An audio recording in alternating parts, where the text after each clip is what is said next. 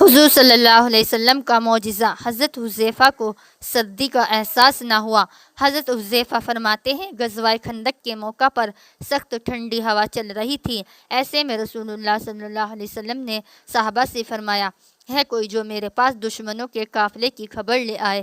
تو سردی کی وجہ سے کوئی بھی کھڑا نہ ہوا، اور دوسری مرتبہ فرمایا، پھر کوئی کھڑا نہ ہوا، اور جب تیسری مرتبہ بھی کوئی کھڑا نہ ہوا تو رسول اللہ صلی اللہ علیہ وسلم نے فرمایا، اے حذیفہ تم کھڑے ہو جاؤ اور دشمنوں کے قافلے کی خبر لے آؤ۔